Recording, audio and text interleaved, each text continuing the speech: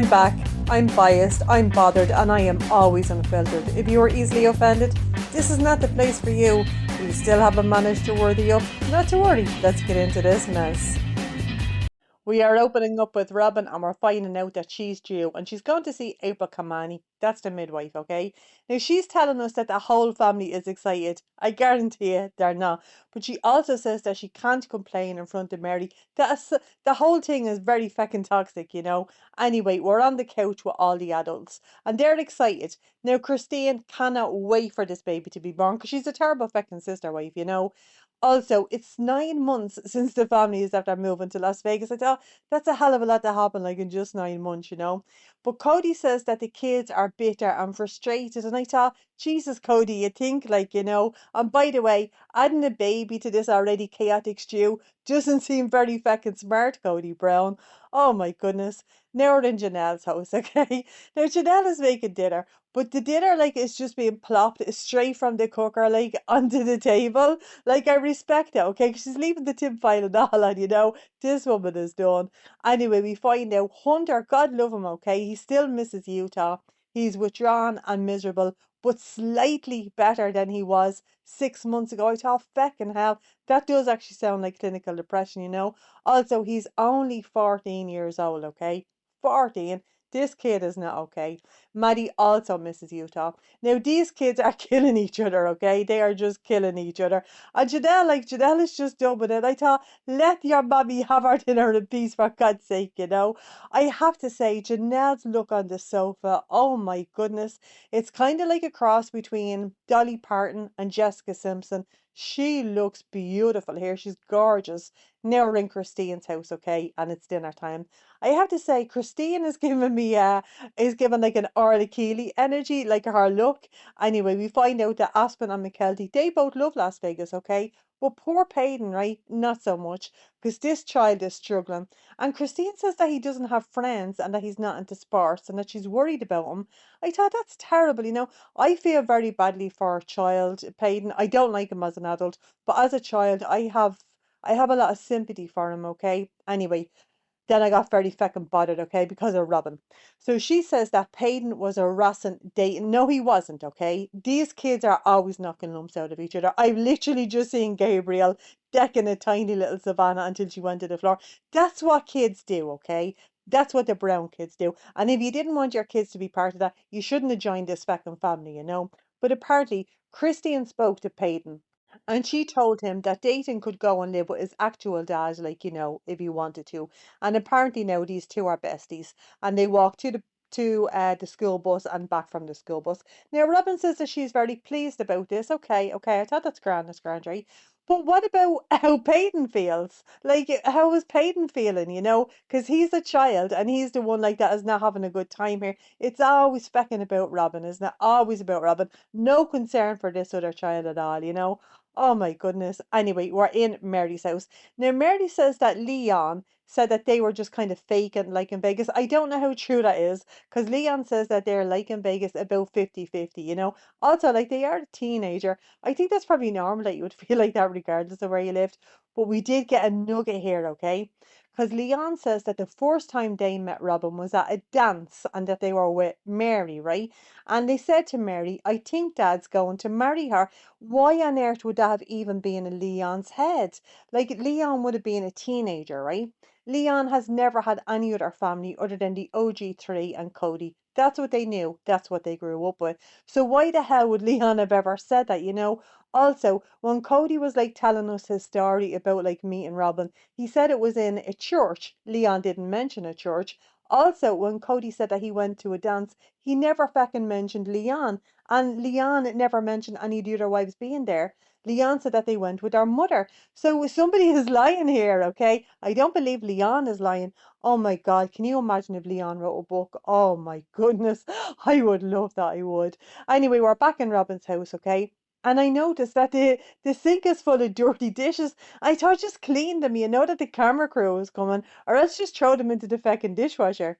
Anyway, she's off to see like April Carmani, okay? Now Robyn says that Solomon knows that he has a big family that loves him. Solomon doesn't know shit. He's not even born yet, you know? Now we're getting the kids take, okay? No, she's just after saying like that the whole family can't wait for this. This is what the kids have to say, right? Hunter says they have enough kids. He reckons like this family have enough fucking kids, okay? And Maddie is agreeing with them. Because like these kids aren't stupid, and these are Janelle's kids, so they have like, financial sense. But like these kids are thinking, like they're only have to be looking at colleges, okay? So they're thinking about like, going through college, probably like student accommodation, like, getting transport, getting cars, like they're not thinking, yeah, like, let's have another baby in the family. These aren't stupid. But anyway, Leon is saying that he is your little brother no matter what. Now, I noticed that Maddie is kind of not stopping herself like mid sentence. I believe that she was going to say Solomon is our half brother, right?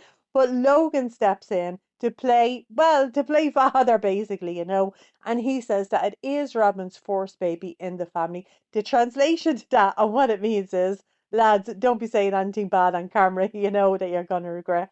Now we get some gym nonsense, okay? So the adults are meeting Mona Reiki. She's the realtor. I like her, okay? And we're also back with Bill. Oh, the terrible, terrible trainer.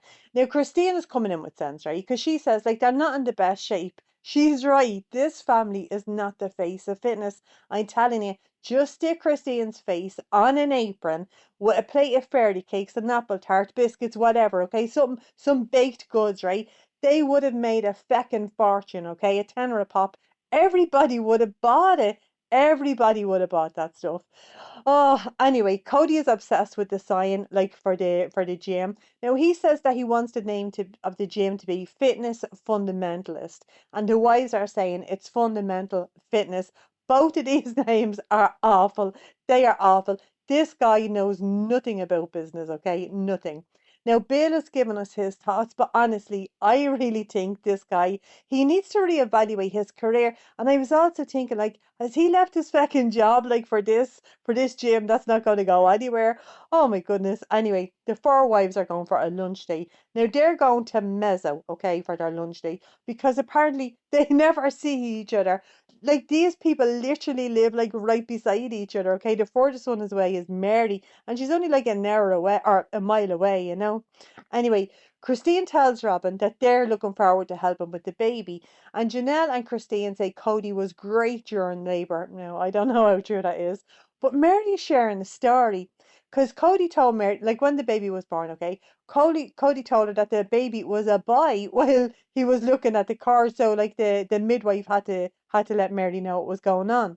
I just thought that that was very interesting, okay? Because Leon was not the first baby, like obviously Logan was. So like he had seen the birth of a boy before. I just thought that that was very interesting. Now Christine says, right? Christine says that she's glad that Robin is going to have a home birth. Now what I heard her saying was that she's delighted that Robin is going to feel every fucking bit of pain. That's what I heard her saying because we know that she had the epidural with Truly, and thank God. Anyway, we're at Christine's again. Now, truly, Maggie Simpson, right, is not having any of Gwen's shenanigans. She has a book. She doesn't want Gwen. She wants to have her book all by herself. Just having a little read all by herself. Anyway, I did notice that there's a pile of shoes like on the floor. Oh, but I had to say to myself, it's grand, because there's no carpet crime scenes going on here, just as a tiled floor. Now we're up in Christine's brothel, and Christine is after making a peace offering, okay? Now, this is embroidery, but it's embroidery that's kind of like going to be in a picture, like it's in a frame. And it says, Our family has grown by 2 feet, and it has baby footprints on it, okay? Oh my goodness. Now, she admits that she was jealous of Robin and that she blamed her for Kody, like basically, his favoritism. And she says, like, if you want a successful plural family, you can't have favorites. Oh my goodness, that did not age well.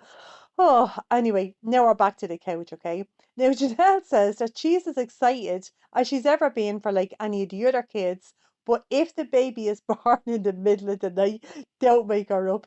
Now, Robin's face when she said it, okay? Robin's face looks like a feckin' smacked arse here, okay? Oh my goodness. Now we're back in Mary's house again. And Leon is making a blanket. Mary's house is huge. This thing is enormous. Now we're in the room. that Mary put together for the girls, right? And Mary has a space in the closet. Now, when I say a space, this thing is tiny. It's about 60 centimeters wide, if I'm being generous, and about 25 centimeters long, again, if I'm being generous, because it's packed full of boxes, okay? Now, I did get a look at one of these boxes, right? And it says on it silk flowers. And I thought, why? Like, why the hell would you have that, shy? I love getting rid of crap. I fucking love it, you know? I don't understand why anybody would have all this clutter. Anyway, Mary does say, right, it's going to be different, like with this baby, like than it would if it was our own. That's fucking heartbreaking, okay? So we're going back to the Mexico trip where they went for their anniversary, and Kody is asking her, like, does she want to do the IVF? And she doesn't, okay? She said it then and she's saying it now. And I believe her, okay? I do believe her. Now, Mary says that she wanted ROBYN, okay? And because she wanted to have like a really close sister-wife relationship. I hate that, okay? I hate that she doesn't speak like that about the others because they've always had her back, you know? Now, we're going property hunting. So the family is looking at lands like to build houses. Now, bear in mind, they're just have to be looking at property for the fucking gym, right? Where are they getting the money for this? So Kody, like his dream of like one big mansion is basically dead. And I thought, well, why the hell were we still talking about it like a decade later, you know? But of course, he has to get this in. Every wife needs their own kitchen. This guy, like, on the kitchen, you know? But Robin hopes that this baby is gonna bring the family together. And I thought, this baby, like, isn't even born yet, and he's carrying so much fucking emotional weight on his tiny little unborn shoulders, you know? Anyway, we're back in Robin's. Now she's prepping for the home birth, but her mother is not there, okay? Like, her mother is not there, but you know who is? Who, you guessed it, is Stepdaddy Paul. Now she says that he's been at all her births, but this time she has Kody, but she's still glad that Stepdaddy is here too. Now I don't know what's weirder, him being there or her wanting him there. I don't know. And just when you think that it couldn't get any weirder, okay, we're heading to the gynecologist with Stepdaddy. Anyway, that needs its own recap, and that's going to be in part two. And believe me, I wasn't ready, and I don't think you are either. Anyway, I hope you guys enjoyed. If you did, go ahead and hit subscribe, and I'll catch you on the next one. Have a great day.